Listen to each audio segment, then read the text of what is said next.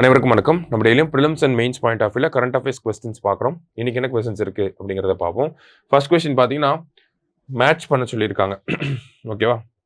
So Mangadu அப்படிங்கிற அகழ்வாராய்ச்சி தளம் எங்க இருக்கு அப்படின்னு பார்த்தோம்னா நமக்கு சேலத்தில் இருக்கு. ஓகேங்களா? மாங்காடு சேலம். கீழ்நமண்டி அப்படின்னா திருவண்ணாமலைக்கு போனோம்னா கீழே விழுந்து கும்பிடுவோம் அப்படிங்கிறது ஞாபகம் வச்சுக்கோங்க. அப்போ 2, 3. ஓகேவா? ஸோ கீழ்நமண்டி அப்படின்னா திருவண்ணாமலை. அடுத்தது மயிலாடும் பாறை கிருஷ்ணகிரியில இருக்கு. ஓகேங்களா? மயிலாடும் பாறை அப்படின்னா கிருஷ்ணகிரி, மயில்ல கிருஷ்ணர் வரார் அப்படிங்கிறத ஞாபகம் வச்சுக்கோங்க. சிவகலை அப்படிங்கிறது தூத்துக்குடியில இருக்கு. ஓகேங்களா? ஸோ 2, 3, 1, 4 அப்படிங்கிறது தான் சரியான ஆன்சர். அகழ்வாராய்ச்சி தலங்கள் இங்கிருந்து தான் சாம்பிள்ஸ் அனுப்பி இந்தியாவுடைய இந்த தமிழகத்தினுடைய இரும்பு காலம் அப்படிங்கிறது 5300 ஆண்டுகளுக்கு முற்பட்டு இருந்திருக்கு. இந்தியாவிலேயே இரும்பு காலம் அப்படிங்கிறது தமிழகத்துல தான் இருந்திருக்கு அப்படிங்கிற சான்றுகளை நேற்று முதலமைச்சர் வெளியிட்டிருக்கிறார். அதை சார்ந்துதான் இந்த கேள்வி வந்திருக்கு. சரிங்களா? அடுத்தது India's first optical bark will be set up in which state அப்படின்னு சொல்லி கேட்டிருக்காங்க. இந்தியாவின் முதல் ஆப்டிக்கல் பூங்கா எந்த மாநிலத்தில் அமைக்கப்படும் அப்படின்னு சொல்லி கேட்டிருக்காங்க.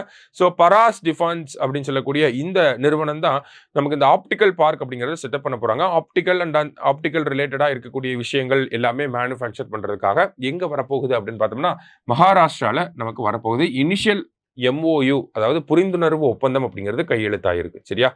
அடுத்தது the chief guest of 76th republic day அப்படின்னு சொல்லி கேட்டிருக்காங்க. 76வது குடியரசு தினத்தின் சிறப்பு விருந்தினர் யார் அப்படின்னு சொல்லி பார்த்தோம்னா இந்தோனேஷியாவுடைய அதிபர் பிரசிடென்ட் பிரபாவோ சுபியாண்டோ அவர்கள் தான் இந்தோனேஷியாவிலிருந்து நமக்கு வரப்போறாங்க. இந்தோனேஷியாவில இருந்து இந்தியாவுடைய குடியரசு தினத்துக்குன்னு சிறப்பு விருந்தினரா 4வது முறையா வரப்போறாங்க. சரிங்களா? ஸோ ஒரு 4th டைமா இந்தோனேஷியன் பிரசிடென்ட் இந்தியாவுக்கு சீஃப் கெஸ்டா ரிபப்ளிக் டேக்கு வராங்க. சரியா? யாருன்னா பிரபாவோ சுபியாண்டோ வராரு. அடுத்தது consider the following statements. National Voters Day January 25. Bihar has the largest population of centenarian voters அப்படின்னு சொல்லி கொடுத்துருக்காங்க. தேசிய வாக்காளர் தினம் ஜனவரி 25. ஃபர்ஸ்ட் ஸ்டேட்மெண்ட் கரெக்ட் தான். சரிங்களா?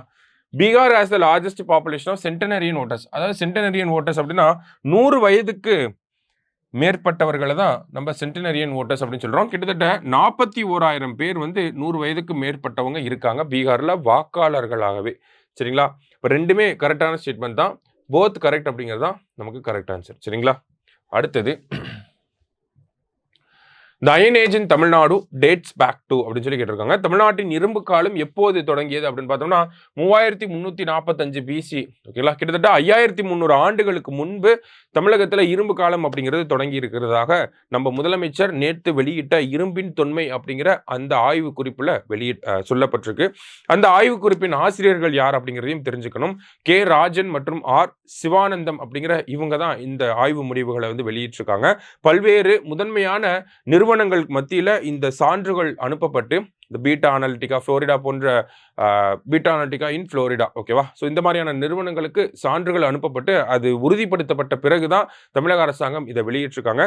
இந்தியாவுடைய இந்த இரும்பு கால வரலாறு அப்படிங்கிறது தமிழகத்திலிருந்து எழுதப்பட்டிருக்கு. கிட்டத்தட்ட 5300 ஆண்டுகளுக்கு முன்பே தமிழகத்தில் இந்த இரும்பு காலம் அப்படிங்கிறது இருந்திருக்கிறத சொல்லியிருக்காங்க. ஸோ இதை பற்றி நம்ம விரிவாக இன்னும் DNA பார்ப்போம். தேங்க்யூ.